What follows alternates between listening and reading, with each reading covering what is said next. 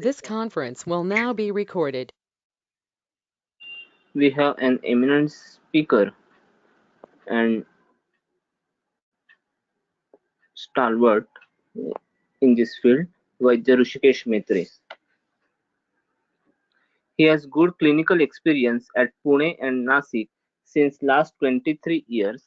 Currently he is a professor in Department of Sanhita Siddhanta at Dhanvantari Ayurved College, Siddhapur, Karnataka. He has completed his BA/MS from Ashtanga Ayurved Mahavidyalaya, Pune in 1993.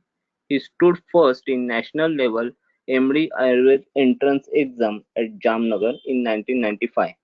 He has completed his MD in Sanhita Siddhanta from uh, ITRA, Gujarat Ayurveda University, Jamnagar. His dissertation topic was application of Tantra Yukti in Sanhita Adhyanam. On online platform, he conducts courses for Sanhita and Tika Vachan, also for application of Tantra Yukti. He is a pioneer to introduce and establish PGA CET preparation classes in India. He is bestowed with Best Teacher Award by Vaidya Khadiwale Vaidyak Samstha Pune. It is considered as highest honor in Maharashtra to receive award from this संस्था. The award is Dr. B. G. Ghanekar Utkrishta Adhyapan Puraskar. I must say here on this platform, Sir has firm opinion which are not on side, not in favor of Rasashastra, Shailya Rasashala, and me personally endorse Rasaushadhi in my clinical practice.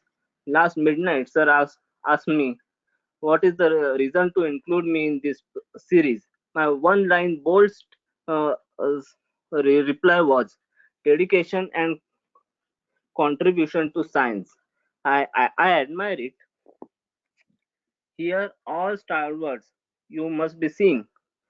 All stalwarts are from entire India with recognition and highest credibility is dedication and contribution to science.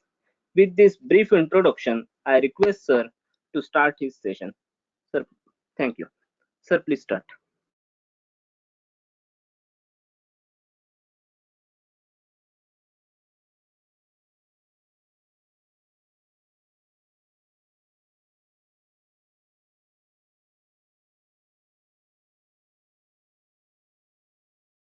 आवाज येतोय का?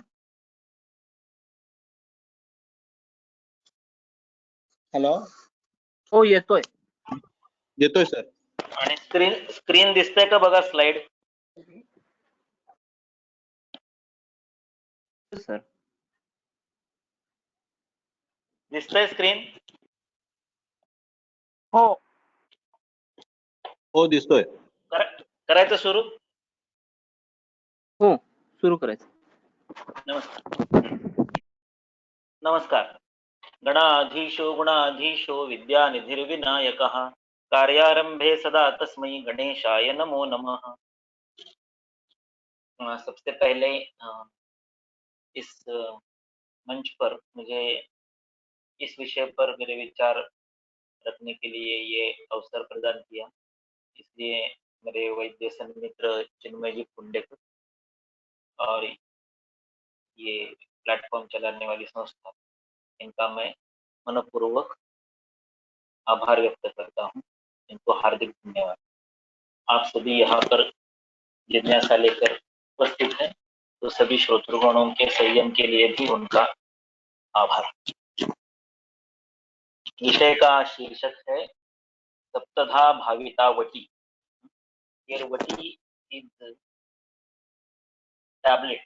वटी के नाम से मुझे पिल PILL गोल गोली विपरीत नहीं, टैबलेट के प्रकार से मैं इस विषय पर मेरे कुछ अल्प अनुभव है, उसके अनुसार मेरा जो आकलन है उसके पीछे का मेरा दृष्टिकोण है, इतना प्रस्तुत करने के लिए आपके सामने उपस्थित। आज के इस व्याख्यान में आपको जो भी उचित लगेगा, ग्राह्य लगेगा, वो सारा मेरे मित्र, मेरे गुरुजी और मेरे ईश्वर देव दिवंगत वैद्य अनिल पांडे का यह हुआ सामर्थ्य है, ऐसा माने। इसमें जो भी वर्ज्य त्याज्य गलत अनुचित लगे वो मेरा दोष है, ऐसा समझ के इसे दुर्लक्षित करें। तो शुरू करते हैं।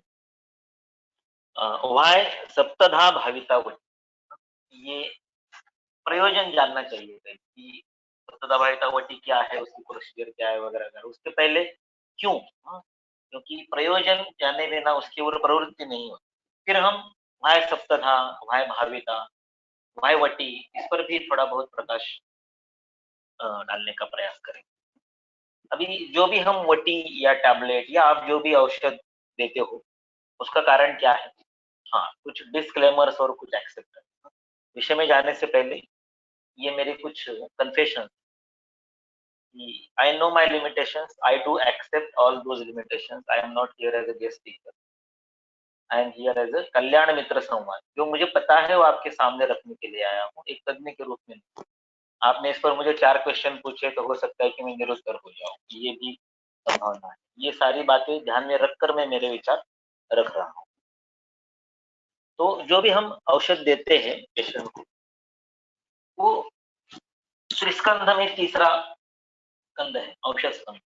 और आयुर्वेद का आचरण करने के जो त्रिविध प्रकार है, उसमें तीसरा प्रकार है, यानी पाठ अवबोध के बाद जो प्रत्यक्ष कृति है वो अनुष्ठान। तो करण वो क्या है? साधन है। चरक ने इसे करण कहा, साधन कहा, टूल कहा, इंस्ट्रूमेंट कहा। और उसका उसने इस प्रकार से वर्णन किया, कर्णम पुनर्भेषजम। दशविधा प्रवृत्ति होती है किसी भी कार्य की निष्पत्ति के लिए, उसमें 3 नंबर पर करण है। तो करण क्या होता है? करण भेषज होता है। हमारा हमारा जो काम है हमारे जीवन का, उस कार्य में ये भेषज जो है ये हमारा साधन है। कर्ता भेषक होता है। तो भेषजम नाम तद यद उपकरण उपकल्पते भेषजो धातु साम्य अभिनिवृत्त प्रयतमान। ये जो हम औषध दे रहे हैं, वटी दे रहे हैं, सप्तधा भाविता वटी दे रहे हैं, इसका प्रयोजन क्या है? धातु साम्य। तो इस वटी का जो भी पोटेंशियल है, उसका जो भी मेरिट है, उसका जो भी सामर्थ्य है, उसका जो भी वैलक्षण्य विलक्षण इसका जो स्वरूप है, वह आपके सामने प्रस्तुत करने से पहले कुछ धातु साम्य के प्रयास के अनुभव आपके सामने रखता हूँ। फिर उसका एक महत्व बनता है कि अरे वाह, ऐसे इससे रिजल्ट आते हैं। हाँ, तो इसमें कुछ सामर्थ्य जरूर है। ऐसा होने के लिए कुछ केसेस आपके सामने रख के फिर हम विषय का विस्तार करें। तो ये पहली केस आपके सामने है, ये डायबिटीज की केस है। आप देख सकते हैं शुगर जो है वो 27 मार्च को 250 और 300 के आसपास है। यूरिन शुगर जो है वो 3+। और उसके बाद ये 15 दिन के बाद आप देख सकते हैं, 1 महीने के बाद सॉरी, ये करीब करीब नॉर्मल पर आ गई। 300 से 150 तक आ गई है और 250 से 137 आ गई है। तो ये एक महीने में ये 150 से और 100 से नीचे आ गई। फिर ये एक भावनिक विषय होता है, सभी में, स्त्रियों में ज्यादा होता है, लेकिन स्त्री के छायाचित्र इस प्रकार से यहाँ पर प्रदर्शित करना मुझे अनुचित लगता है, इसलिए मैंने ये पुरुष पेशेंट के छायाचित्र यहाँ रखे। तो ये एक पेशेंट है, ये 15 अगस्त का इसका काल का पिक्चर है, इसमें बाल है ही नहीं करीब करीब। फिर 1 महीने के बाद 12 सितंबर को ये अच्छी तरह से वृद्धि है। और ये उसके 1 महीने के बाद 10 अक्टूबर को ये पूरा का पूरा रिकवर हो। तो इस प्रकार से रिजल्ट आते हैं जिस प्रकार की वटी का मैं प्रयोग करता हूँ। ये है डायबिटिक वुंड, ये 3.5 महीने में कवर हुई है। The patient was posted for amputation. ये 1.5 इंच और कुल मिला के 3.5 इंच का दीर्घता है। 3.5 महीने में 100 दिनों में ये पूरी तरह से ठीक हो गया है। 4-5 साल पहले का पेशेंट, रिकरेंस नहीं। के बाद कई पेशेंट ऐसे एम्पुटेड पोस्टेड के लिए जो थे वो रिकवर हो। ये एक जरा अत्यंत विचित्र केस है ये, और थोड़ा दुष्कर होता है इस प्रकार का निदान।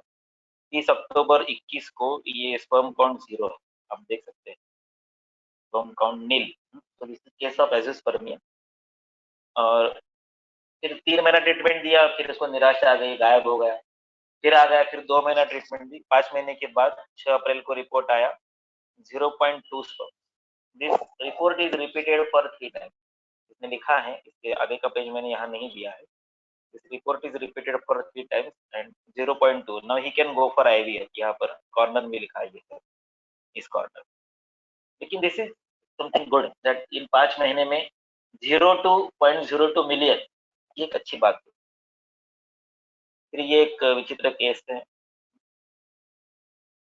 2 महीने का ये ब्यौरा है। 4 मई 2021 को आप देख सकते हैं फास्टिंग पीपी 200 और 350 के आसपास है, वजन 88 है। और 2 महीने के बाद यानी पूरा मई चला गया, पूरा जून चला गया, 29 जून को शुगर 90 118 और वजन 76, यानी शुगर तो नॉर्मल आ ही गई और जो ओबेसिटी थी, फैट डिपोजिशन था, मेद संचय था, टमी थी, ये 12 किलो से कम। ये पेशेंट आज पूर्ण रूप से ठीक है। ये एक साल पहले का है, आज ही इसको का बेटा हुआ आज। ये मस्कत में है पेशेंट आज, और इसका स्टेटस आज मेरे व्हाट्सएप पे लगा हुआ है, आप उसको देख सकते हैं कि उसकी पत्नी को एक भी औषध पूरे 9 महीने में नहीं दिया है। और सारा का सारा जो सोनोग्राफी रिपोर्ट्स वगैरह थी, तीनों बार किए हुए एनालिसिस स्कैन वगैरह था, वो संपूर्ण रूप से नॉर्मल है। बच्चे का वजन 2.5 किलो से ज्यादा है और एक भी इवेंट हुए बिना, एक भी दवा दिए बिना संपूर्ण प्रसूति का काल जो है वो सुरक्षित और सुखरूप प्रसूति प्राप्त हुई। इसी पेशेंट का वो आज का व्हाट्सएप स्टेटस पर बेटे का लगाया। फिर ये दूसरा पेशेंट है, आप देख सकते हैं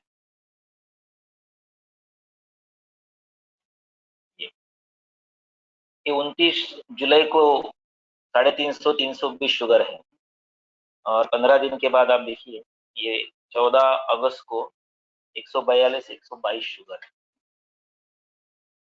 फिर ये जो सारे रिजल्ट्स है ये इस प्रकार से आए, जैसे जिनमें जिन्हें व्याख्यान के आरंभ में परिचय देते हुए कहा कि रसशास्त्र का प्रयोग मैं नहीं करता, नो रसकल्प, नो पंचकर्म, नो कुछ। अभी ऐसा क्यों, इसके कारण बताने की और एक अलग व्याख्यान देना पड़ेगा, इसलिए मैं उसमें नहीं जाता।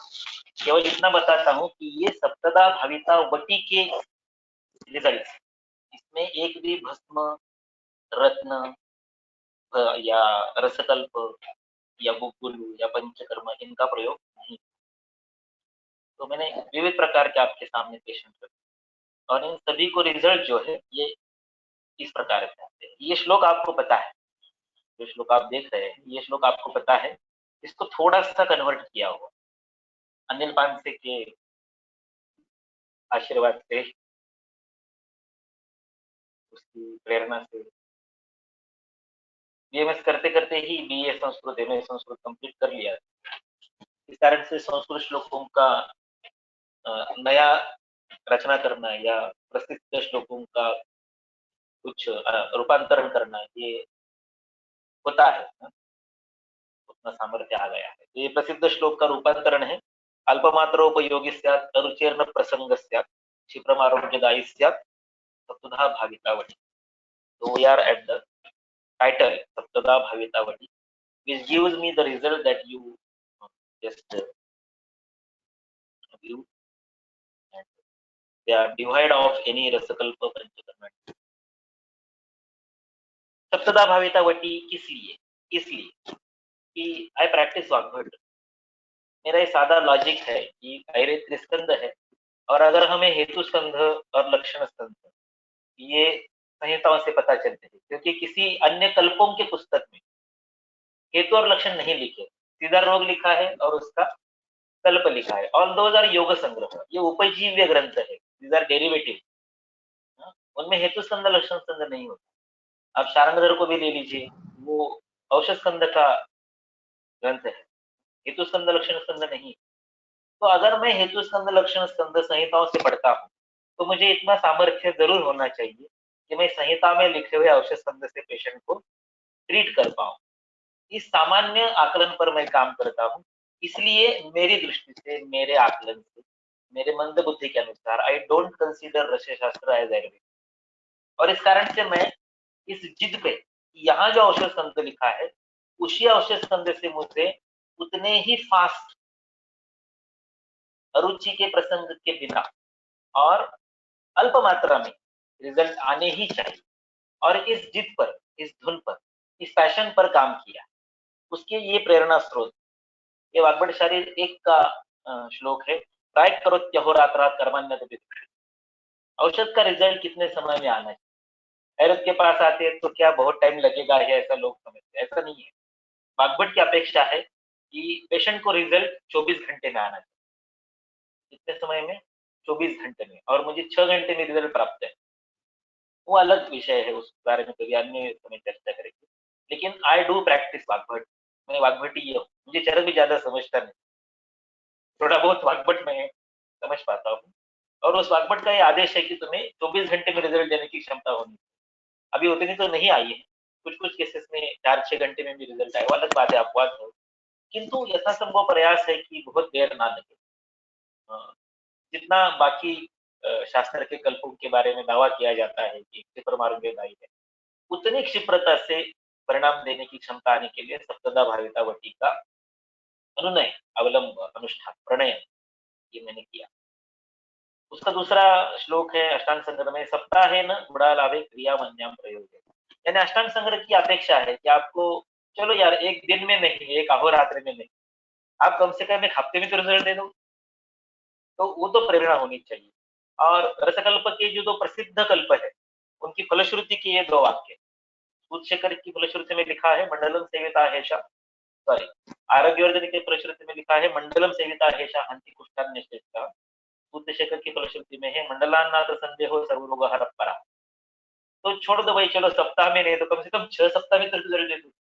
तो मेरे प्रैक्टिस की मैंने ये स्वीकृत की हुई मर्यादा है कि आए हुए पेशेंट का आकलन होकर अगर मैं उसको 6 वीक में रिजल्ट नहीं दे पाता, वो ठीक होगा कि नहीं उसको टाइम लगेगा, लेकिन मैं योग्य दिशा में हूँ और पेशेंट को ये समाधान है कि वो ठीक होने जा रहा है, यानी कम से कम दिशा उचित है, ये कॉन्फिडेंस पहले 6 हफ्ता में आना चाहिए। अगर वो नहीं आता है तो आपने उस पेशेंट को रेफर करना चाहिए, तो वो पेशेंट आपको छोड़ के चला जाता है, there is a drop out. So ये मेरी मर्यादाएं हैं जो मैंने मेरे लिए स्वीकृत करके रखी है कि मैक्सिमम 42 डेज में आपको रिजल्ट देने की क्षमता आनी चाहिए। अस्तु, ये उसकी प्रेरणा है सत्यता भाविता वटी। आगे फिर औषध कैसे होना चाहिए? तो बहुकल्पम बहुगुणम संपन्नम योग्यम औषधम। तो बहुकल्प बहुगुण योग्य, ये तो होता है औषध, योग्य होता है, इसलिए आप उसको प्रिस्क्राइब करते हो। The most important thing is संपन्न। आप कितने भी स्टालवार्ड, सक्सेसफुल, कीर्तिमान क्यों ना हो, लेकिन आप पेशेंट के घर नहीं जाते, आप क्लिनिक में उसका कंसल्टेशन करने के बाद उस पेशेंट के साथ आपने दिया हुआ औषध जाता है। यद्यपि औषध को कर्णम पुनर्भिषजम लिखा है, लेकिन मेरी दृष्टि से व्यक्ति या पेशेंट जो रोगो मुक्ति की ओर प्रवास करता है, उसकी जो जर्नी है, उसका व्हीकल, उसकी गाड़ी, ये भेषज होता है, इसलिए भेषज संपन्न होना ही चाहिए। और शास्त्र लिखता है कि ये जो संपन्नता है, ये विविध फॉर्म्स में, विविध रूप में काम करती है, जिसे हम सवीर्यता अवधि के रूप में जानते हैं। चारंधर पूर्वखंड अध्याय 1 के अंत में लिखा है कि गुणहीनम भवेद वर्षात ऊर्ध्वम तद रूपम औषधम। निसर्ग में जिस प्रकार से औषध प्राप्त होता है, अगर उसी प्रकार से उसका संग्रहण करके रखा जाए तो 1 वर्ष में औषध का वीर्य नष्ट होता है। और निसर्ग में जिस प्रकार से औषध प्राप्त होता है, उस प्रकार से औषध आप पेशेंट को डिस्पेंस नहीं कर सकते। तो पहले वाक्य का उतना प्रैक्टिकली उपयोग नहीं है। दूसरा वाक्य कहता है कि अगर आप उसको सामान्य रूप में, जिस प्रकार से आज की प्रैक्टिस है, आज की 90% प्रैक्टिस ये चूर्ण के रूप में, कि 10, 12, 14, 20, 21 पुड़िया रखेंगे, कागज रखेंगे, उस पर चूर्ण रूप में जो भी भस्म है, पीसा हुआ गुगुल है, पीसा हुआ रसकल्प का गोली है, या पीसा हुआ कोई योग है, यानी चूर्ण स्वरूप में उसको 4, 10, 5, 6 जितना उस समय मन करे उतनी औषधियां उंडेल देंगे और उसका पुडी बना के पेशेंट को दे देंगे। यानी the format of the drug is more और लेस चूर्ण स्वरूप। और ये कहते हैं कि मासद्वया तथा चूर्णम हीन वीर्यत्वम। नैसर्गिक औषध का आप अगर चूर्ण बनाएंगे तो उसका सरफेस एरिया बढ़ता है, और उस सरफेस एरिया के बढ़ने के कारण उसका आतप, अनल, वायु, इनसे संपर्क है, यानी एयर के साथ उनका जो संपर्क है वो ज्यादा मात्रा में आता है, इसलिए 2 महीने में निर्वीर्य होता है। तो क्या करना चाहिए? नैसर्गिक रूप में दे नहीं सकते, चूर्ण के रूप में 2 महीने में बर्बाद होता है। तो उसने लिखा कि हीनत्वम गुटिका लेहो लभेते वत्सरात् परम्। चूर्ण की तुलना में टैबलेट का सेविलियता अवधि जो है वो 6 गुना ज्यादा है, 1 साल का। और आज हम जो टैबलेट प्रिपेयर कर रहे हैं उसकी पैकिंग का अगर ठीक से देखा जाए तो शेल्फ लाइफ जो है वो 3 इयर्स का होता है। यद्यपि शास्त्र कहता है कि गुटिका की सेविलियता अवधि 1 साल है, लेकिन आज का जो अनुभव है, जो फार्मेसी के मित्र है, जो बनाते हैं, उनका कहना है कि the shelf life of the tablet is 3 years if packed well and stored well in good temperature. लेकिन मेरे पास ऐसी स्थिति नहीं होती कि मैं 3 साल तक इस टैबलेट को रखूं, क्योंकि 12 या 16 किलो का टैबलेट्स एक प्रकार के कल्प का मुझे लगता है। यानी 1 किलो में 4000 टैबलेट आती है 250 एमजी की, और 12 या 16 किलो के आसपास एक प्रकार के कल्प की टैबलेट का मैं प्रयोग करता हूँ। तो 3 साल तक कोई टैबलेट पड़ी रही है और उसका मुझे वीर्य देखना है, ऐसी स्थिति मुझे अनुभव में नहीं है। इसलिए ज़्यादा से ज़्यादा मेरे पास टैबलेट जो है 1 महीने से 3 महीने तक पड़ी रहती है। If they are in my clinic, it might be maximum for 90 days, not more than. उसके पहले वो एग्ज़ॉस्ट हो जाते हैं, ऐसा है। मैं गूगल इसलिए यूज़ नहीं करता हूँ, क्योंकि जितना गूगल फार्मेसियाँ बनाती है, उतना निर्माण होना असंभव है। पूरे भारत में, पूरे एशिया खंड में इतना गूगल निर्माण नहीं हो सकता जितना आज की कुल मिला के अधिकृत फार्मेसियाँ और जो नाम रहित किचन फार्मेसी के रूप में बहुत सारे वैद्य हमारे सन्मित्र, हमारे जूनियर स्टूडेंट बनाते हैं, वो सारा मिला के जितना गूगल उन्हें लगता है उतना यहाँ पर निर्माण होना असंभव। तो गूगल के स्थान पर वहाँ पर गम अकेशिया वगैरह डाला जाता है, और हर एक अलग प्रकार का रंग हर सीजन में न हो, इसलिए चारकोल डाला जाता है। ऐसे मेरे फार्मेसी के मित्र ने बताया। मेरी अपनी फार्मेसी है नहीं, मैं मेरे मित्र की फार्मेसी में मेरे टैबलेट बनाता हूँ। तो 2-4 मित्र मेरे फार्मेसी चलाने वाले जिनकी यहाँ पर टैबलेट बनती है, उन्होंने मुझे बताया कि इतना गूगल अवेलेबल नहीं होता है जितना कि बनता है एक्चुअली। तो अगर ऐसा कुछ उसमें डालना है कि जो औषध नहीं है और तीसरा ही कुछ है जो अनपेक्षित है, तो मैं मेरे पेशेंट के साथ अन्याय कर रहा हूँ, इनजस्टिस टू माय पेशेंट। मेरे लिए मेरा पेशेंट पेशेंट नहीं है, क्लाइंट नहीं है, कस्टमर नहीं है। I don't consider my patient as client, customer और पेशेंट, और ना ही मैं सुश्रुत की तरह उसे मेरा पुत्र मानता हूँ। तस्मात् पुत्रवदेवेनम पालयेदास्तुरं भिषक्, ऐसे सुश्रुत कहता है। मेरी दृष्टि से पेशेंट अन्नदाता है। उस पेशेंट के दिए हुए पैसों से मेरे कुटुंब का चरितार्थ चलता है। इसलिए मेरी दृष्टि से पेशेंट पुत्र, कस्टमर, क्लाइंट, पेशेंट नहीं है, वो अन्नदाता है। और अन्नदाता के साथ में ऐसा छल कपट धोखा नहीं कर सकता।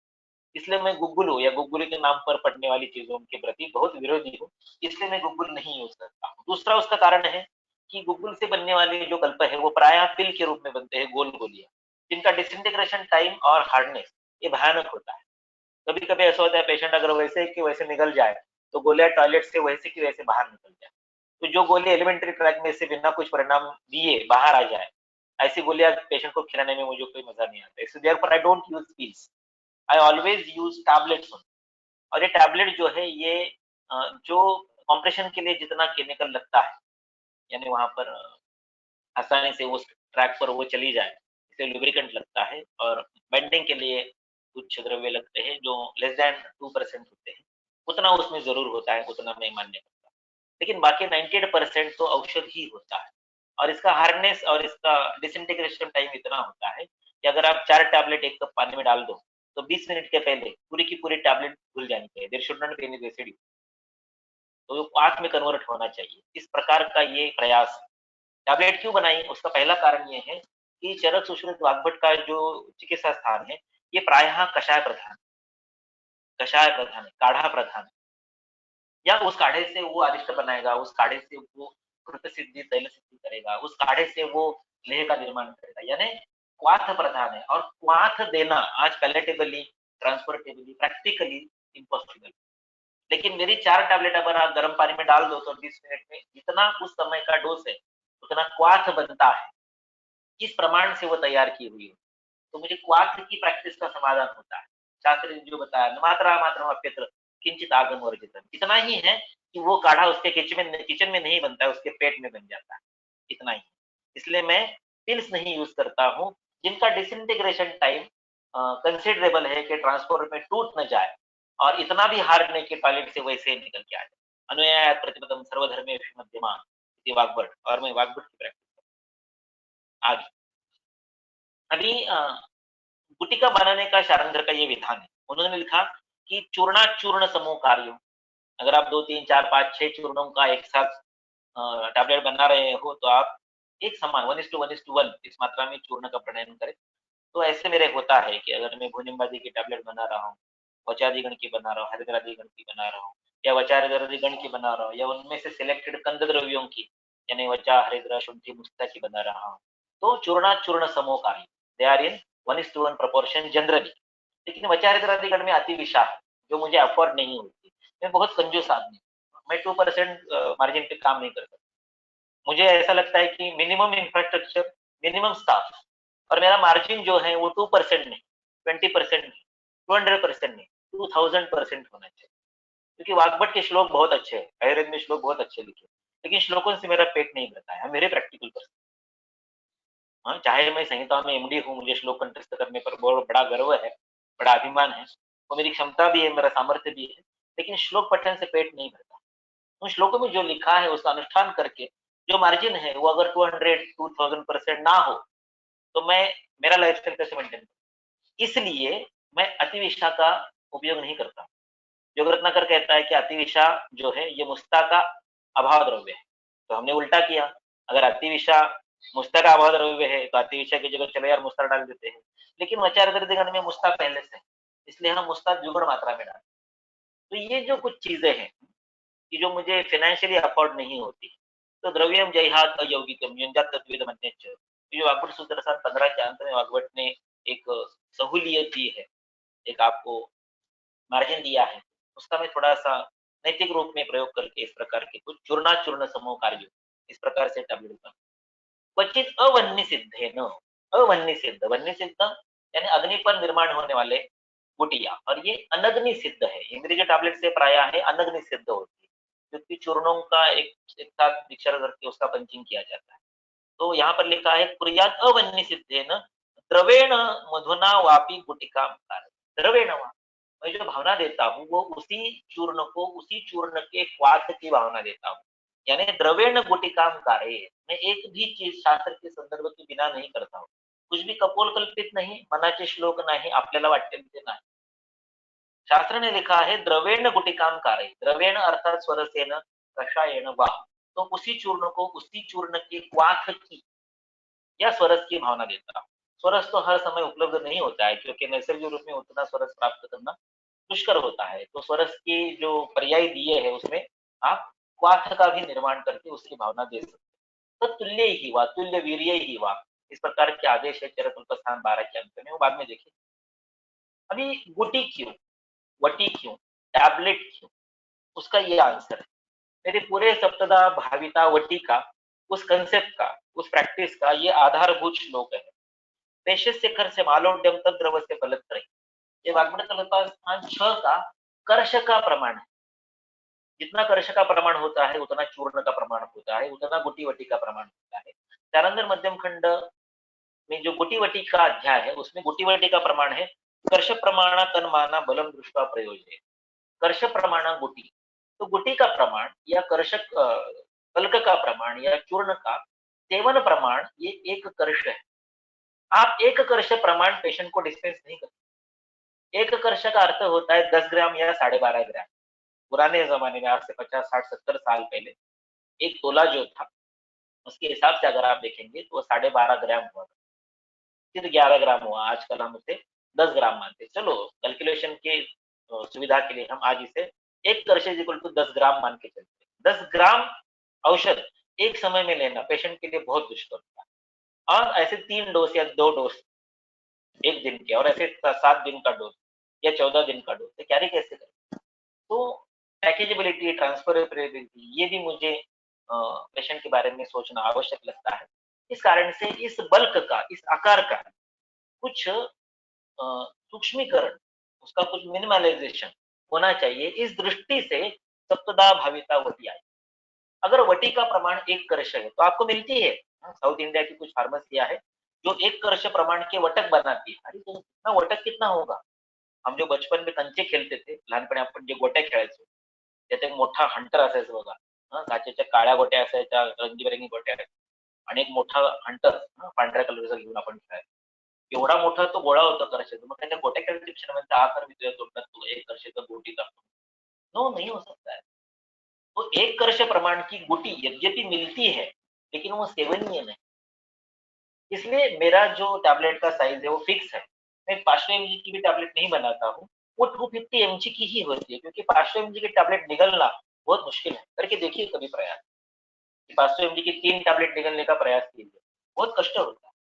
इसलिए 250 mg की टैबलेट जो है वो निगलने में आसान है.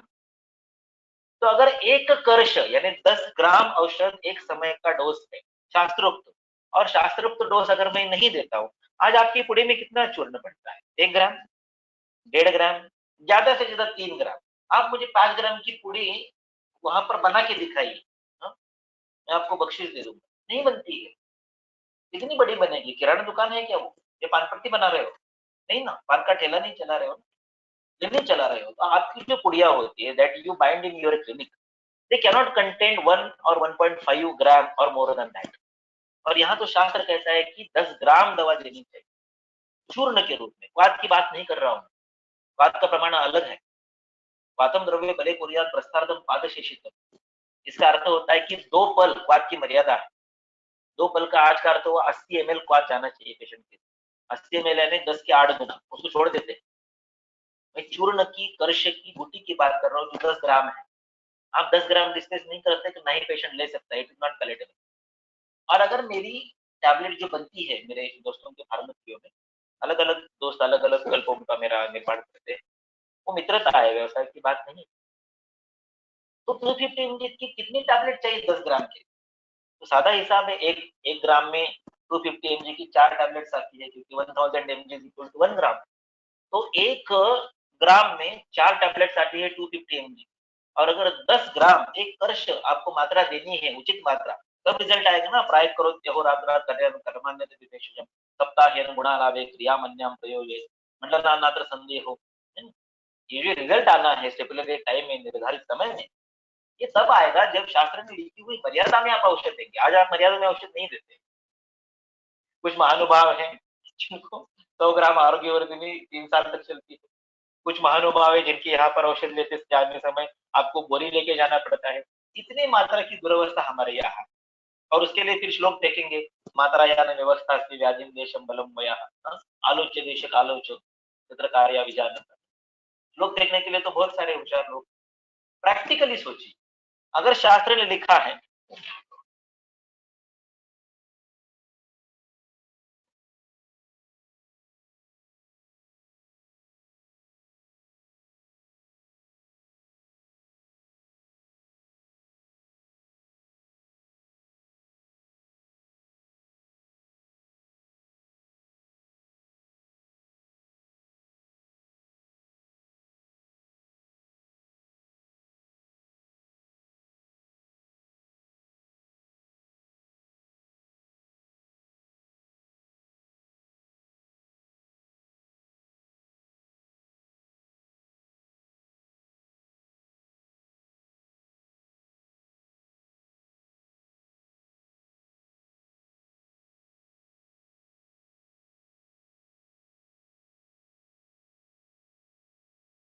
Sorry, you are not audible.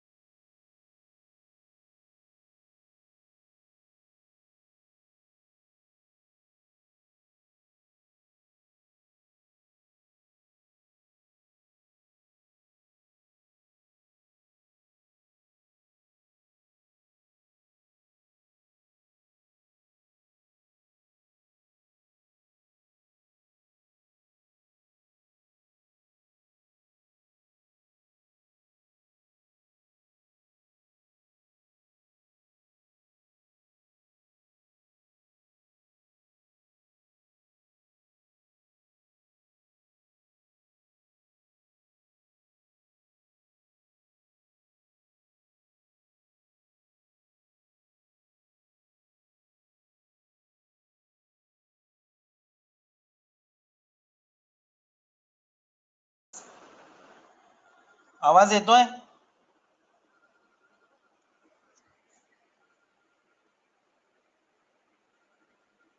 Yes sir, आवाज येतोय. येस सर, आवाज येतो. हॅलो, आवाज येतोय का? हो sir. Yes sir. Yes sir.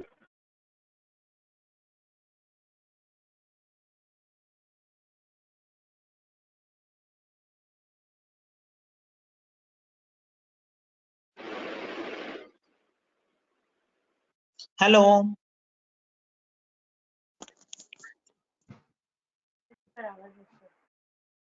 Hello, हा सर. आवाज येतोय का म्हटलं? हो येतोय, आवाज येतोय सर. Okay okay.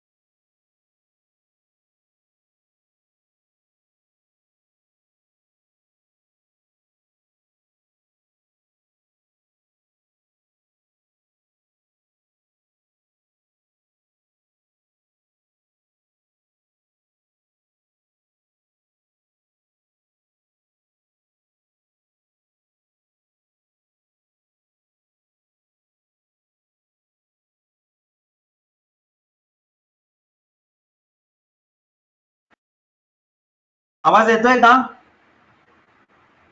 हो सर, आता आवाज येतोय. आता आला का? हॅलो, हा, आवाज आता येतोय. हा, स्लाइड दिसतायत का?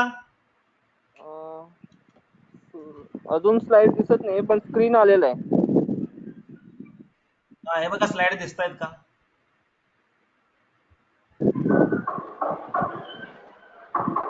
हो, आता स्लाइड दिसतात. आता दिसतंय. हा, करायचं सुरू परत. हो हो हो हो. हा.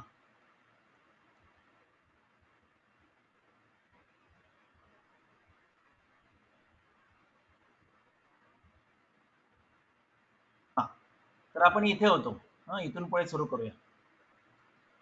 यशस्य कर्षम आलोड्यम तद्रवस्य पलत्रे। तो वटी का जो देय प्रमाण है, सेवन प्रमाण है, वो 1 करश 10 ग्राम है।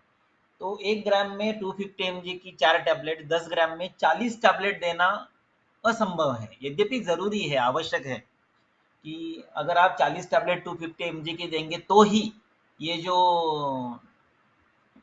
डोज है, जो शास्त्रीय डोज है, वो वहां पर दिया जा सकेगा। वरना क्या होगा कि आप अल्प मात्रा में औषध दे रहे हो, अल्प मात्रा में औषध देते हो इसलिए रिजल्ट नहीं आता है। अगर शास्त्रोक्त औषध की मात्रा दी जाए तो रिजल्ट आना ही चाहिए। आपकी पुड़ी में 1.5-2 ग्राम से ज्यादा औषध नहीं जाता है। तो अगर शास्त्रोक्त मात्रा 10 ग्राम है और अगर वो हम दे नहीं पाते हैं तो उसका रिजल्ट नहीं आता है। तो इसलिए हमने ये काम किया कि अगर वटी या चूर्ण का देय प्रमाण 1 कर्ष है और 1 कर्ष में 40 टैबलेट आती है, तो 40 टैबलेट क्या कढ़ाई में डालेंगे? हाँ, उसको फिर लहसुन कांदा डाल के मस्त की फ्राई करके उसड़ बना के खाएंगे? नहीं हो सकता है ऐसे। तो पैलेटेबिलिटी, कैरिएबिलिटी, ट्रांसपोर्टेबिलिटी, कन्वीनियंस, ये सब देखना चाहिए। इस कारण से इस डोज का, इस सेवन मात्रा का उचित मात्रा में पेशेंट तक वितरण होना चाहिए। इसलिए ये चरक का जो श्लोक है ये हमने एडप्ट किया। ये श्लोक आता है चरक अल्पस्थान 12 श्लोक नंबर 47। भूयश्चैषां बलाधानं कार्यं स्वरस भावनैः स्वभावितं हि अल्पमपि द्रव्यं स्यात् ब्रहु कर्मकृत स्वरसैः तुल्यवीर्ये वा तस्मात् द्रव्याणि भावयि। ये मेरे सप्तदा भावित वटी के प्रैक्टिस का आधार है। भूयश्चैषां बलाधानम।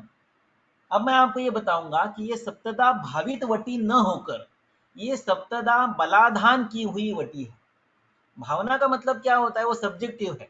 द्रवेण यावता चूर्णम सर्वम प्लुतम भवे, पूरा चूर्ण भीग जाएगा, इतना द्रव्य डाल दीजिए। सो कितना द्रव्य, वो सब्जेक्टिव हुआ, वो नहीं चाहिए। मैं क्या करता हूँ? बलाधान करता हूँ। बलाधान का मतलब क्या है? फोर्टिफिकेशन। उसमें उतनी ही शक्ति का और प्रणयन करना है। ये कोई मैंने की हुई नई बात नहीं है। एकविंशतिदा भावना है ना, लीला विलास रस को है। त्रिदिनम भावयेत, ऐसे कई कल्पों को है ना।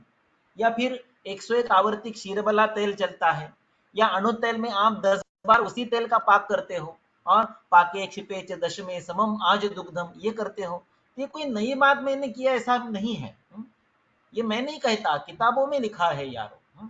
ये जो हिंदी गाना है उसके अनुसार है ये, और चरक का ये आधार है उसके लिए। भूयश्चैषां बलाधानम कार्यम स्वरस भावनैः, उसकी ही स्वरस की भावना उसको भूया दे दे।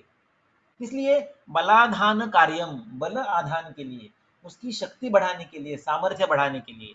और अगर सामर्थ्य बढ़ाएंगे तो क्या होगा? स्वभावितम ही अल्पम अपि द्रव्यम, भावना दिया हुआ, बलाधान किया हुआ अल्प द्रव्य भी बहुकर्मकृत होता है।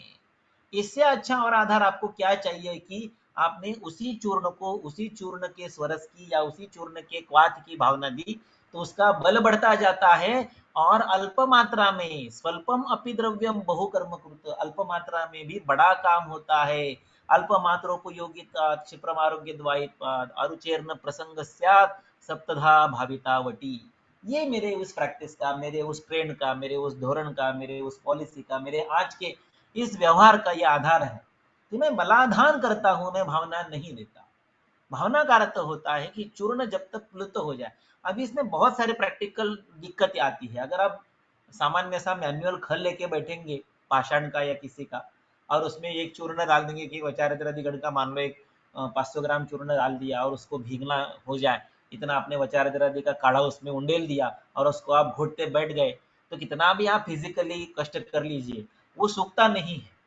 और अगर नहीं सूखेगा तो 3 दिन के बाद अगर गीला रहेगा तो उसको फंगस चढ़ जाता है, फेंकना पड़ता है। तो क्या फायदा ऐसी चीजों का? करके देखिए। ये करके देखा, कुछ चूर्ण फेंक दिए, कुछ कल कुछ फेंक दिए, कुछ भावी द्रव्य फेंक दिया। फिर तंग आके मैं क्या किया कि ऐसे नहीं करना है, भावना नहीं देनी है, मुझे बलाधान करना है। मैं 3 किलो चूर्ण को 21 किलो चूर्ण की भावना दूंगा। 21 किलो चूर्ण का जो क्वाथ बनेगा वो उसमें अब्सॉर्ब करूंगा। उतना जो वाटर एक्सट्रैक्ट है, उतना जो उसका जलीय आया हुआ अंश है, उसको मैं उसमें सुखा दूंगा। So it is adsorption of जलीय एक्सट्रैक्ट ऑफ द सेम चूर्ण on the given basic quantity. उसी 3 किलो चूर्ण में 21 किलो चूर्ण का जितना काढ़ा बनता है उतना काढ़ा मैं अब्सॉर्ब करने तक उसको घोटते रहता हूँ। प्रैक्टिकली पॉसिबल नहीं है। आप अगर मैन्युअली उसको खल में करने के लिए जाओगे आपके घर में तो वो गीला रह जाएगा और फंगस पकड़ के फेंकना पड़ेगा। तो क्या किया फिर, फार्मेसी के दोस्तों को रिक्वेस्ट की, क्या आप ऐसे करोगे? आप 3 किलो का काढ़ा बनाओगे, उसमें घोटोगे, और अगर घोट के वो सूखा नहीं तो उसको उठाओ, उसको ड्रायर में डाल दो, उसको ड्राई करो, फिर उसको ग्राइंडर में डाल दो, उसका पाउडर बनाओ, फिर 3 किलो का काढ़ा उसमें डाल दो। ऐसा करते। अभी कुछ दोस्तों के पास बड़े कंटेनर हैं, वो 21 किलो का एक साथ काढ़ा बना देते हैं, फिर उसका जो आधा होने तक उसको छान लेते हैं, फिर जो केवल वाटर एक्सट्रैक्ट बचता है उसको धीरे धीरे धीरे औटाते औटाते इतना करने तक लाते कि 3 किलो में उसको अब्सॉर्प्शन हो सके। देखिए ये पूरा शास्त्रीय नहीं है, ये मैं मेरे दोनों कंधों को तकलीफ देके एक पाषाण के खल में 3 किलो चूर्ण को 21 किलो चूर्ण के बने हुए काढ़े की 42 लीटर काढ़ा बनता है, उसमें उसको डाल दो और उसको मैं घोटते बैठो और उसको ड्राई होने के बाद उसकी मैं अपने हाथ से गोलियां बनाऊं, ऐसा नहीं होता है ये। इट इज एडप्शन, इसमें कुछ ना कुछ बदलाव है, इसमें कुछ ना कुछ मर्यादा है, ये मुझे ज्ञात है। किंतु मेरा ये उद्देश्य है कि चरक ने जो भावना लिखी है वो भावना नहीं लिखी है, उसका शब्द है बलाधानम कार्यम, उसमें सामर्थ्य देना है, उसका फोर्टिफिकेशन करना है, उसकी शक्ति बढ़ानी है। तो शक्ति कैसे बढ़ाएंगे? तो उसी चूर्ण को अगर उसी चूर्ण के क्वाथ की भावना देते रहेंगे, तो जैसे 101 आवर्ती क्षीर बला बनता है, 21 आवर्ती सहचर बनता है, 10 पाकों वाला अणुतेल बनता है, या भावना दिए तिलों तिल के तेल निकाल कर उसको फिर से दूसरे क्वाथ में उबाल कर उसकी सिद्धि करके गंध तेल बनता है।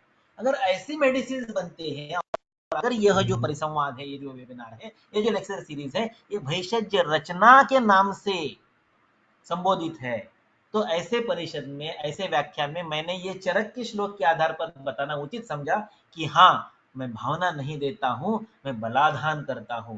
These are 7 times fortified tablets, ये सप्तधा बलाधान कृत टैबलेट्स है, ये केवल सप्तधा भावित टैबलेट्स नहीं है, ये भावना नहीं है, ये बलाधान। और इतना 7 गुना द्रव्य उसमें पड़ने के कारण अल्पमपि द्रव्यम बहुकर्म कृत, इसलिए आपको 40 टैबलेट देने की जरूरत नहीं। 40 डिवाइडेड बाय 7 6 टैबलेट्स आता है। 40 को 2 मिनट के लिए 42 मान के चलिए, 42 डिवाइडेड बाय 7, अगर मैं 7 बार उसमें द्रव्य का शोषण करवाता हूँ, एब्सॉर्प्शन करवाता हूँ, एडसॉर्प्शन करवाता हूँ, तो 42 या 40 डिवाइडेड बाय 7 भावना is equal to 6 tablet, and 6 tablet is very much palatable, affordable, carryable dose, transportable, dispensable dose। आप 10 ग्राम का एक ऐसे दिन के 2 या 3 डोज डिस्पेंस या कंज्यूम नहीं कर सकते। इट इज नॉट पैलेटेबल और neither it is transportable, neither it is packageable. तो अगर मैं पुणे में प्रैक्टिस करता हूँ, मेट्रो सिटी में प्रैक्टिस करता हूँ, मेरे पास 50% से ज़्यादा मेरे पास आईटी के पेशेंट आते हैं, उनके पास समय कहाँ है कि काढ़ा बनाओ, चूर्ण ले लो, उसकी पुड़ी खोलो, उसमें मध डालो, उसमें घी डालो, फिर इसको एक साथ करो, फिर उसको चाट लो, किसके पास समय है इतना? उसमें 6 टैबलेट लेनी है, अपने मुख में डालनी है, ऊपर से पानी पीना है, उसके पेट में जाकर उसका काढ़ा बनने वाला है, और वो भी जितनी मात्रा में शास्त्र ने बताया उतनी। अरे स्वरस भावना लिखा है और आप काढ़े की भावना कैसे दी? उसने क्या लिखा? स्वरसैहि तुल्य वीर्यैहि वा, स्वरसैहि भावयेत तुल्य वीर्यैहि वा भावयेत। अगर स्वरस प्राप्त नहीं है तो उसके समान वीर्य वाले किसी अन्य द्रव्य से उसकी भावना दे दो। तो किसकी भावना दे सकते हैं? क्वाथ की दे सकते हैं। अगर आप शारंगर मध्यम खंडाध्याय 1 पढ़ेंगे तो पहला अध्याय स्वरस का है, स्वरस का जो पर्याय दिया है उसमें दूसरा जो पर्याय है वो अग्निसिद्ध स्वरस ही है, और उसी स्वरस का आपको उदाहरण मिलता है चरक के रसायन अध्याय में। ये जो बोलता है कि अरे स्वरसानाम अलाभेतु किम कुर्यात्, तो चरक के चिकित्सा स्थान के रसायन अध्याय के द्वितीय पाद में आपको स्वरस के अभाव में कुडवम द्रव्यम, कुडवम द्रव द्रव्यम आपोत्य रात्रोसितम उषितम मृदितम स्वरस रूपेण ग्राह्येत, इस प्रकार से लिखा हुआ है। तो स्वरस ही चाहिए ऐसा नहीं है, स्वरस की भी कुछ पर्याय, कुछ सब्स्टिट्यूट्स, कुछ वे आउट्स चरक ने देखे रखे हैं।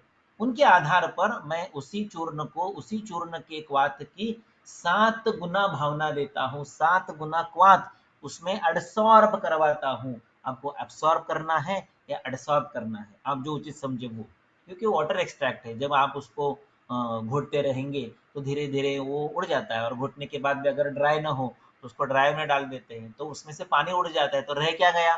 The water extract. इसलिए अगर यद्यपि मैंने 3 किलो चूर्ण लिया होता है, फिर भी टैबलेट बनते समय 4, 4.5, 5, कभी कभी 5.5, 6 किलो की भी बनती है, क्योंकि उतना वाटर एक्सट्रैक्ट जो है वो सॉलिड रूप में उसमें ऐड होता चला जाता है।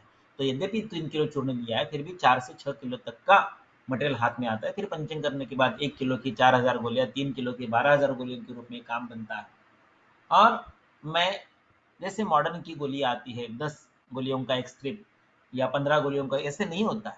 14 गोलियों का एक पैक बनता है, क्योंकि हम सप्ताहेन गुणा लाभे क्रिया मन्यम प्रयोग 14 गोलियों का एक पैक बना के रखा हुआ होता है। उस समय उसमें कागज रखेंगे, फैन बंद करेंगे, उसमें पुड़ी में द्रव्य डालेंगे, फिर बटर पेपर पे से चूर्ण निकल गया, पुड़ी बांधते समय आधा निकल गया। अरे आपका हाथ क्या रोबोटिक्स है? आप हाथ से चूर्ण डालते समय पहली पुड़ी में जितना चूर्ण पड़ा उतना हर पुड़ी में पड़ेगा? नहीं पड़ेगा ना। आप खुद को क्या रोबोट समझते हो? इतना एक्यूरेट हो आप? नहीं हो ना। तो मैनुअल एरर क्यों करनी है? मेरी टैबलेट की आप कभी भी वेट करके देखिए, वो 250 mg आएगा, स्टैंडर्ड डेविएशन जो है 2% उतना ही होगा उसमें। तो पेशेंट के साथ अन्याय नहीं होता है। मुझे शास्त्र पालन, शास्त्र की मात्रा देने का समाधान होता है। इसका ये आधार है, भूयश्चैषाम बल आधानम कार्यम स्वरस भावनीय। अभी भूय का अर्थ क्या है? भूय का अर्थ एक से ज्यादा। अगर भूय है यानी बहु है, तो संस्कृत में बहुवचन जो है वो 3 से शुरू होता है। द्वि को द्विवचन कहते हैं, एक को एक वचन कहते हैं। तो एक और दो को आप भूय नहीं कह सकते, कम से कम 3 चाहिए। 3 से ज्यादा होगा तो उसे भूय कहेंगे।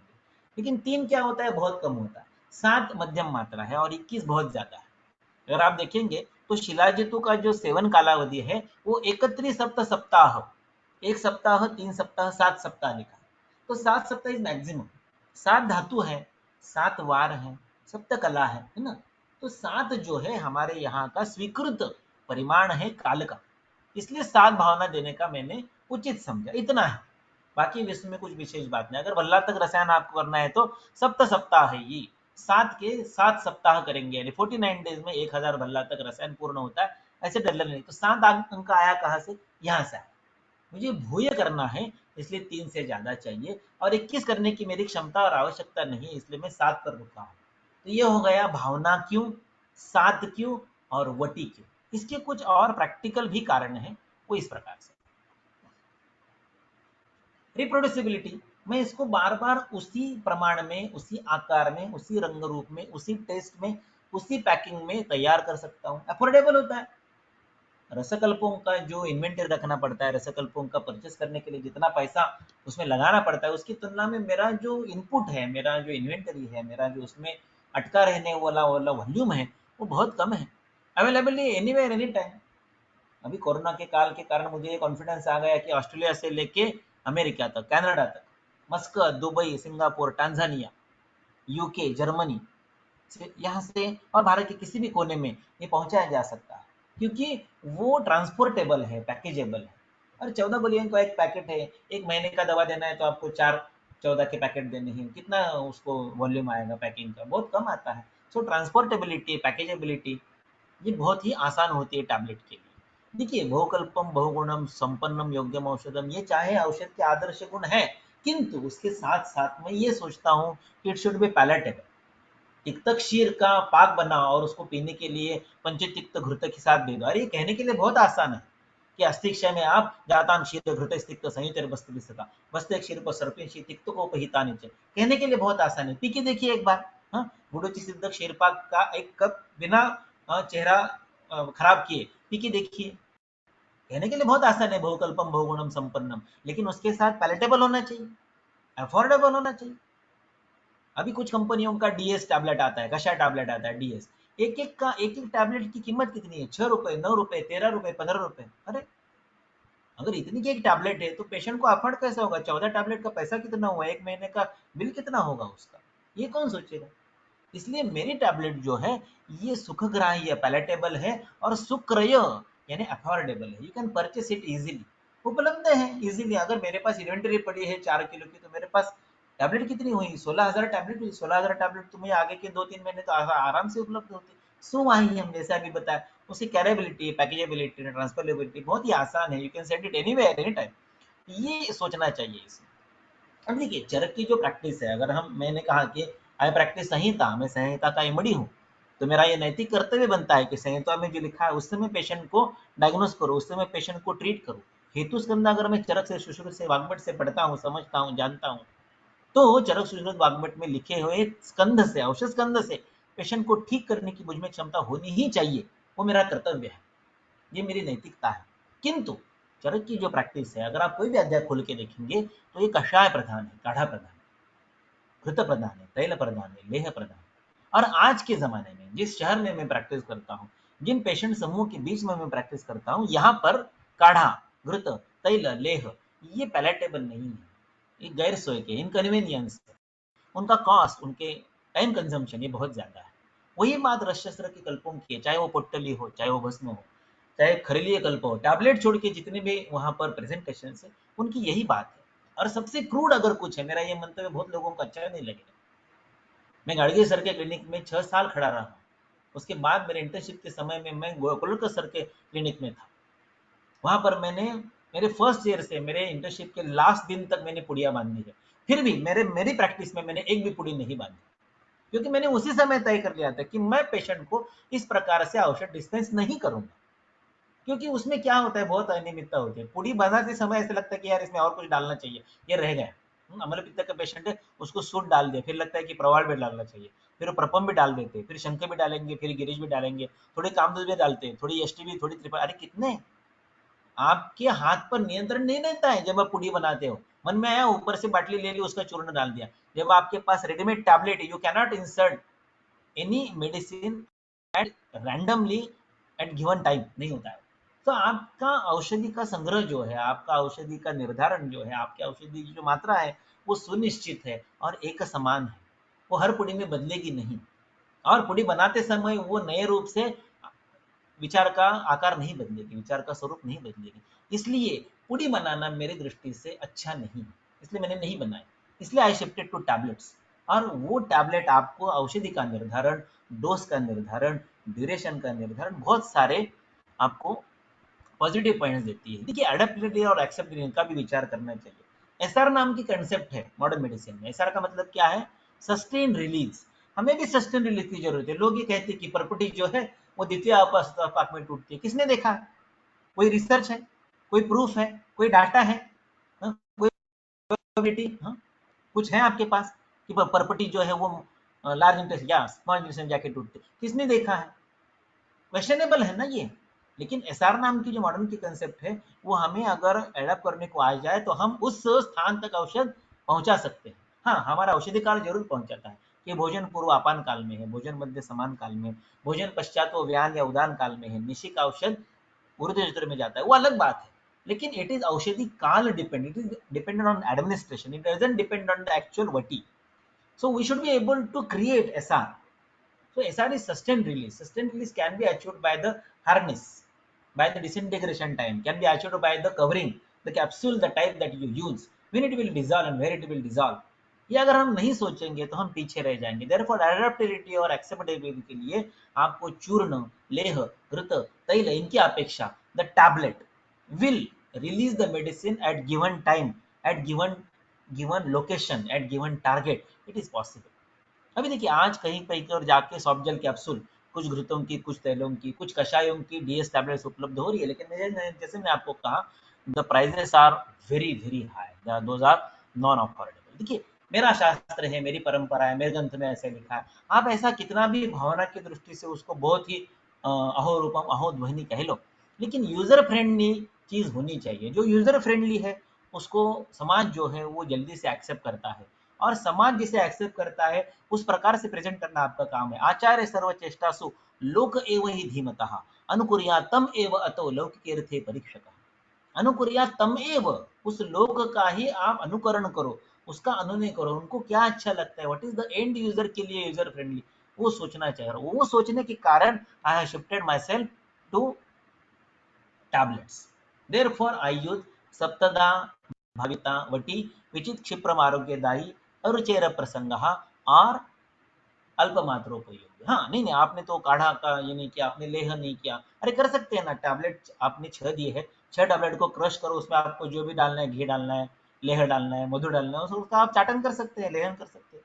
आपको लगता है कि नहीं काढ़ा बनाना चाहिए था आपने, ओके यार 6 टैबलेट ले लो, क्रश कर लो, उसके ऊपर गर्म पानी उंडेल दो, थोड़ा ढक के रखो, 2 मिनट में टैबलेट डिसइंटीग्रेट हो जाएगी, घुल जाएगी, आपका काढ़ा तैयार है। आपने फंड नहीं बनाया, अरे क्या प्रॉब्लम है, गर्म पानी ले लो, उसको ढक के रखो, 2 मिनट फैंड बन जाए। आपने हिम नहीं बनाया, रात भर ढक के रखो ना मेरी 6 टैबलेट को, आपका फंड बन जाता है, आपको जो चाहिए मिल जाएगा। उन्हें आपने चूर्ण नहीं बनाया, अरे कूट लो उसको, आपका चूर्ण बन गया 10 ग्राम। So I am not deviating from Sandarbha, I am not deviating from Sanhitas, I am not deviating out from my Apta Pramana, Namatra Matram Apyatra Kinchit Agamoर्जितम। इस लाइन पर मेरी प्रैक्टिस होती है। मैं कहीं पर भी संहिताओं को छोड़ के भटक के नहीं जाऊंगा। मैं किसी दूसरे शास्त्र के कल्पों को मेरा शास्त्र नहीं कहूंगा। हाँ, वो शास्त्र है, अलग है, स्वतंत्र है, रहने दो, लेकिन वो मेरा नहीं है। इतनी मुझे दृढ़ रूप से संकल्पना मेरी है, जो मैंने अवलंब की है। अभी कुछ आगे की बात कि ये कुछ नए इंट्रोडक्शन हमने किए हैं कि क्या हुआ कि रिजल्ट देखने के बाद व्हाट्सएप पर पोस्ट लिखे, फेसबुक पर पोस्ट पड़ती है, ऑनलाइन लेक्चर देते हैं, कभी ऑफलाइन दिए हैं लेक्चर्स, तो उन में ये सारा उजागर होता है कि हम वचारगण का प्रयोग करते हैं, मुस्तादी का करते हैं, आरगोदादी का करते हैं, भुनिम्बादी का करते हैं।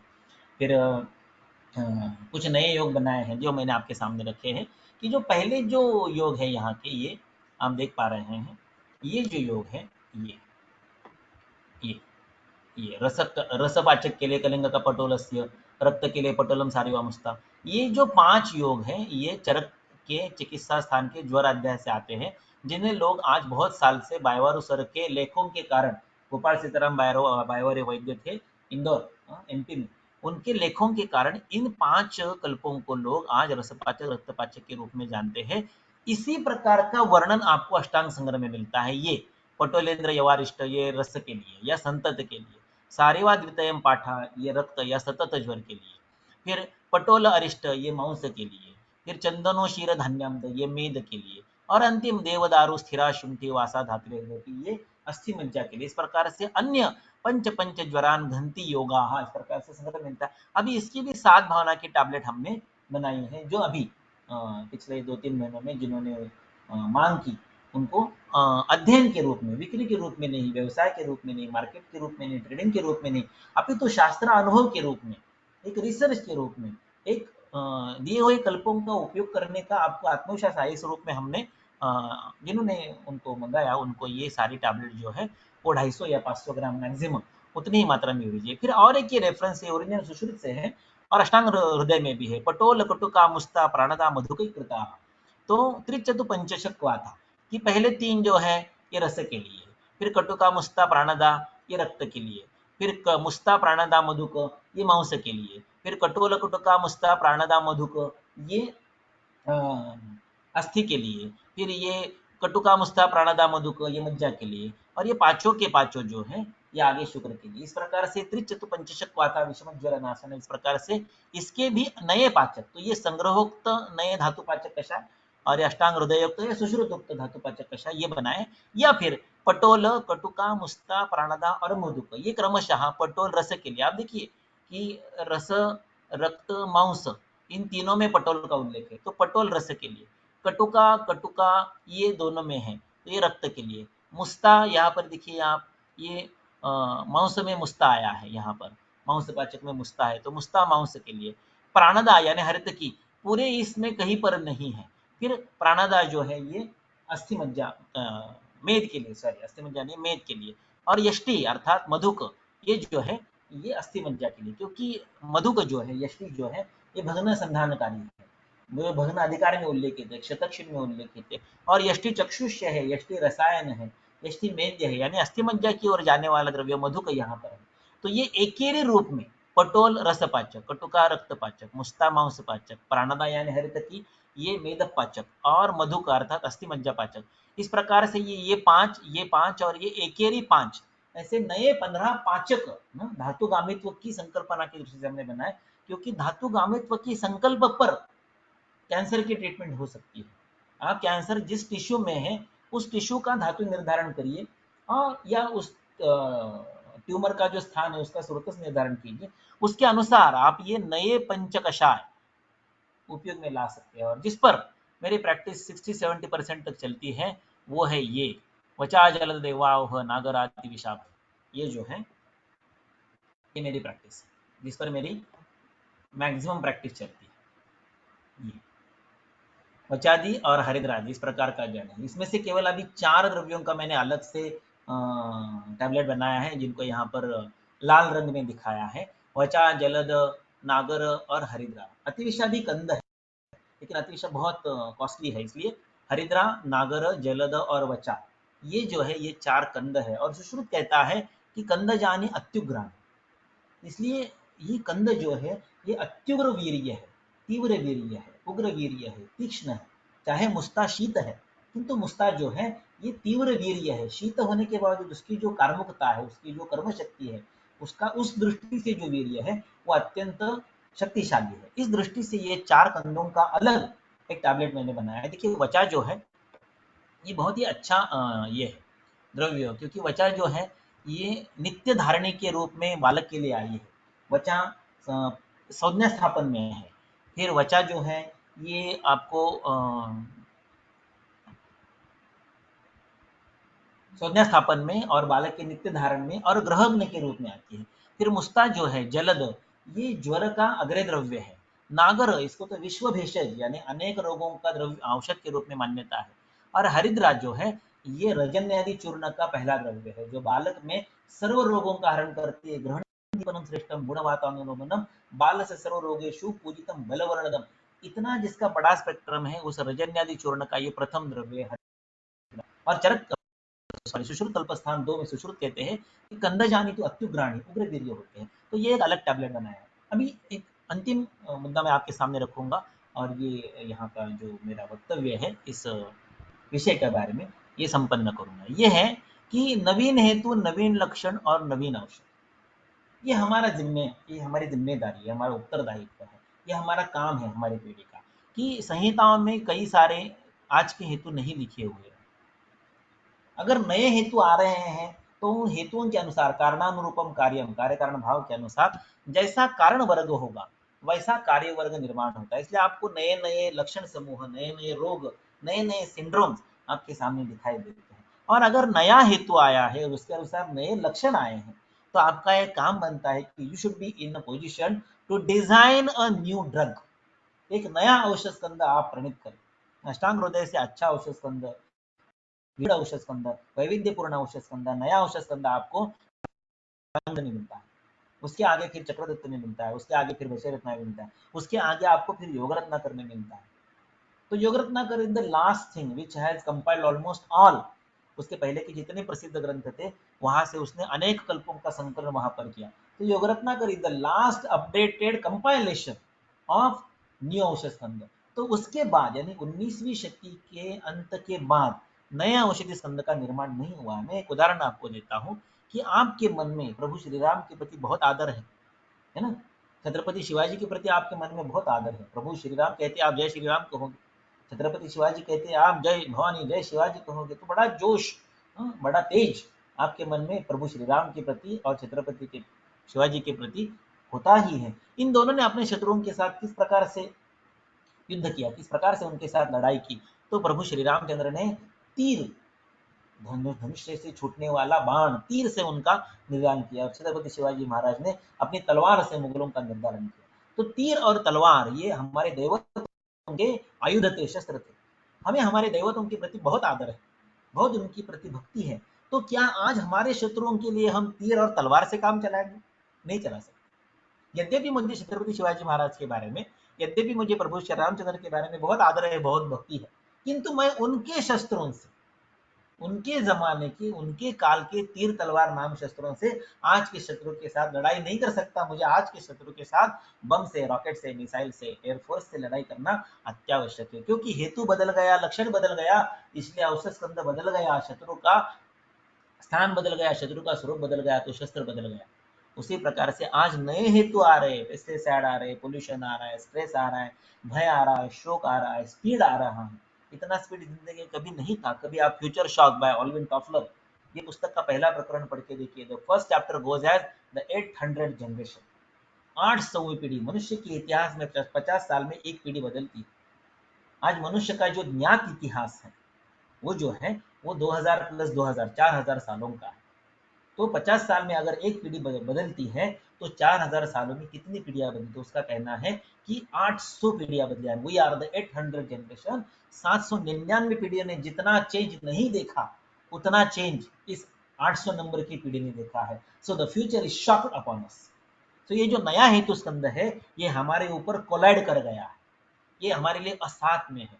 और तजन्य जो विकार है, तो उस हेतु के लिए, उस नए विकारों के लिए, उस हेतु के लिए, उस लक्षण के लिए नया औषध स्कंद तैयार करना है हमारा काम है। और ये औषध स्कंद आपको तप्यदिलोह के रूप में, तिक्तक घृत के रूप में, कल्याणक घृत के रूप में, दाढ़ीमादी घृत के रूप में, च्यवनप्राश के रूप में नहीं मिलेगा, क्योंकि वो औषधि स्कंद उनके जमाने की हेतुओं के लिए, उनके जमानों के लक्षणों के लिए, उनके जमाने के रोगों के लिए लिखे गए थे।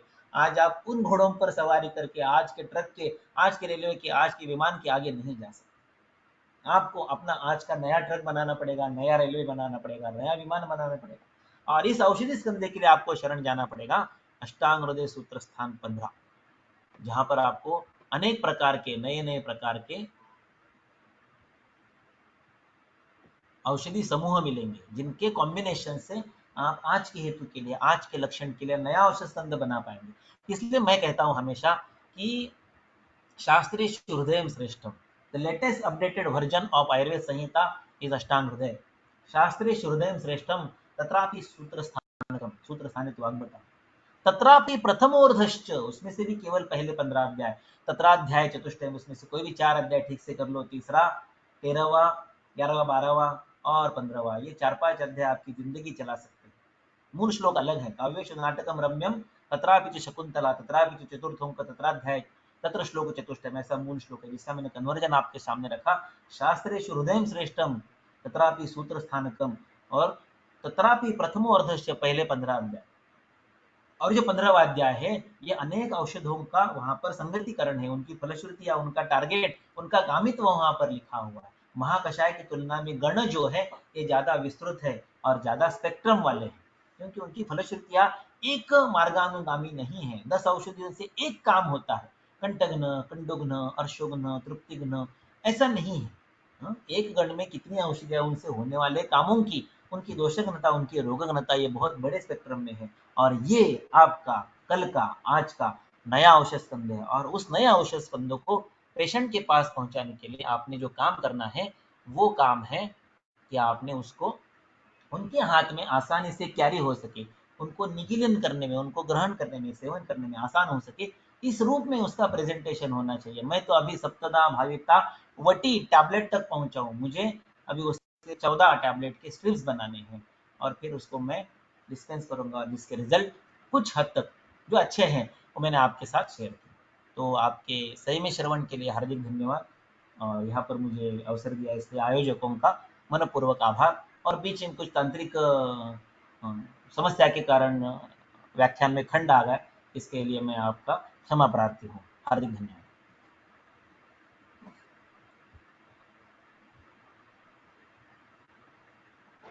धन्यवाद सर।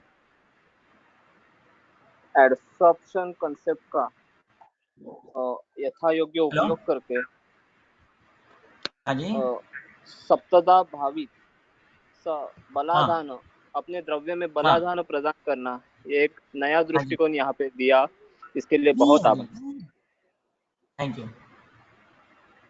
किसी को कुछ क्वेश्चंस रहेंगे तो आप पूछ सकते हैं चैट बॉक्स में।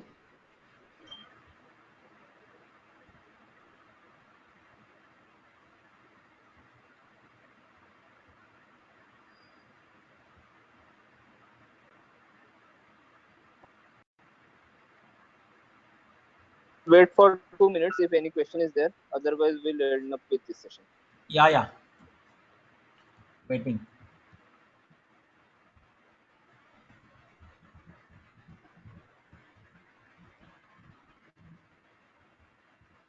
One question is there, how to make churna kvat, how much should remain after boiling? जैसा शास्त्र में लिखा है वैसे। हाँ, 2 प्रकार है, शारंगधर में लिखा है 1:16 रिड्यूस अप टू 1:8। हाँ, एक भाग द्रव्य में 16 गुना पानी डालो और उसको 1/8 उसको रिड्यूस करो, उसको फिल्टर करके क्वाथ बनता है। मैं वाग्भट कल्पस्थान 6 को ज्यादा प्रेफर करता हूँ, वहां पर लिखा है क्वाथम द्रव्य पले कुर्यात प्रस्तार्धम पादशेषितम, इट इज नॉट अष्टमांश शेषितम, इट इज पादशेषितम, दैट इज 1/4 तक रिड्यूस करो, यानी 25% उसको बाकी रखो, और पानी डालते समय क्वाथम द्रव्य पले कुर्यात प्रस्थार्धम, अर्थात 8 गुना पानी डालना है, 1:8 रिड्यूस अप टू 1/4, ये उसका कैलकुलेशन है। कैन वी कॉल, या मैंने बोला ना, can we call and 7 time fortified, मैंने बोला ना 7 टाइम फोर्टिफाइड ही है वो मेरी दृष्टि से। बलाधान का अर्थ ही फोर्टिफिकेशन होता है, सामर्थ्य दान। और कुछ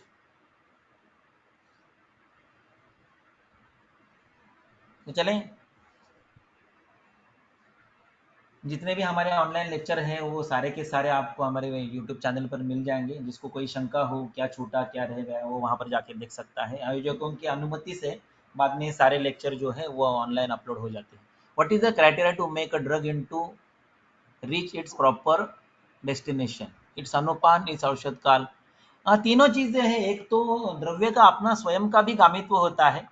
जैसे कि एक तर्क है बायोल शास्त्र में दिया हुआ कि अगर कलिंग का पटोल से पत्रम कुटुक रोहिणी, ये जो योग है, ये संतत ज्वर का अगर नाशन है तो रसगामी होना चाहिए। या गुड़चामलकम मुस्तम, अगर ये चातुर्थक ज्वर का नाशन है तो ये अस्थिगामी होना चाहिए। एक ये होता है। दूसरा लिखा होता है डायरेक्टली कि भाई लशुन भग्न संधानकारी है, इसका अर्थ लशुन अस्थिगामी है। या फिर उल्टा है कि भाई मयूर का मांस जो है वृक्ष है और तद्वच्च कुक्कुट श्लेष्मूलो गुरु, यानी कुक्कुट का मांस भी मयूर की मांस की तरह गुण वाला होता है, किंतु श्लेष्मूलो गुरु यानी मयूर का मांस जाके वृक्ष यानी शुक्रगामित्व में अच्छा काम करेगा, और कुक्कुट का मांस श्लेष्मूलो गुरु होने के कारण वहां जाकर अच्छा काम नहीं करता है। यानी गामित्व भी दो प्रकार का होता है, हितकर गामित्व और अहितकर गामित्व। बाकी अनुपान से पहुंचता है कि मुझे पता नहीं उतना, क्योंकि उतना मैंने अनुपान का प्रयोग नहीं किया है।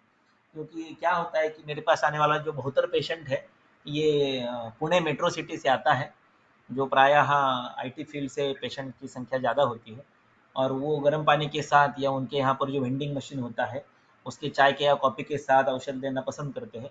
तो अनुपान के बारे में मेरा अनुभव बहुत ही कम है, उस पर मैं चर्चा नहीं करना चाहूँगा। लेकिन थियोरेटिकली बहुत सारे रसगल्पों में अमुक अनुपान के साथ अमुक होता है ऐसे लिखा है, लेकिन उस प्रकार के प्रयोग का मेरे पास अनुभव नहीं है। हाँ, औषधि काल से तो जाता ही है, वो तो मैंने बहुत बार कहा कि औषधि काल गामित वही है, क्योंकि उनके वात की दिशा पर निर्भर करता है।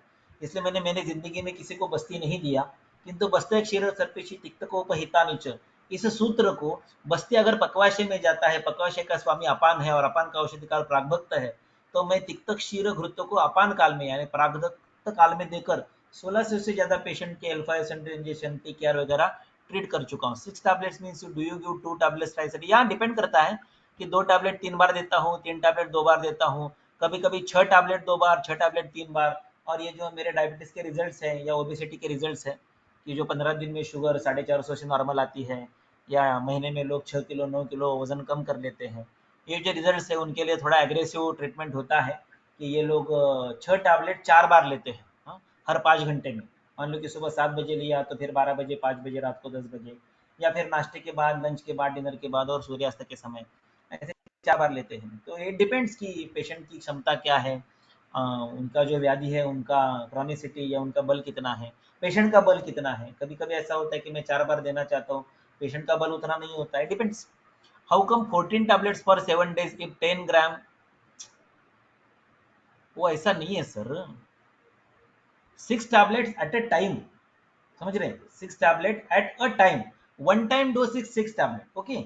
अगर आपको 14 दिन के लिए देना है 6 टैबलेट, तो 84 टैबलेट्स हुए, तो 6 पैक दे दो ना।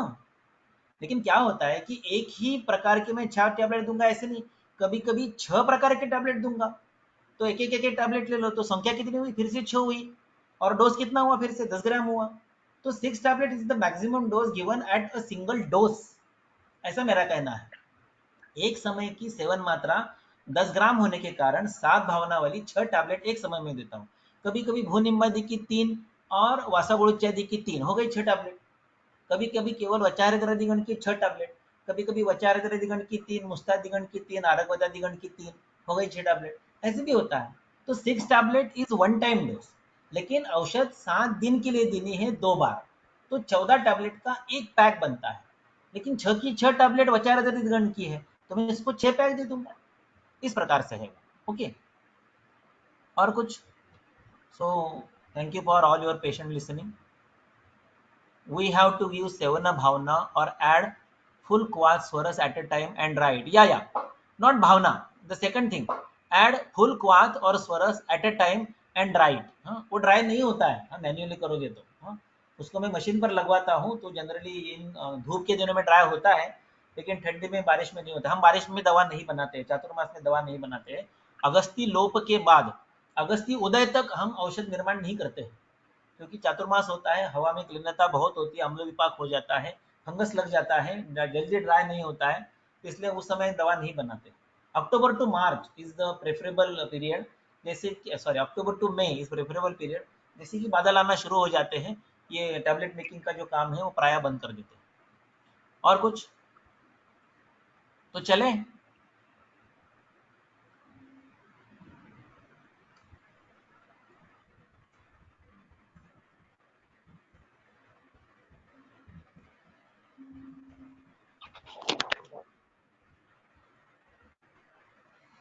So thank you one and all. Thanks to the audience and thanks to the arrangers. Thank you very much, sir.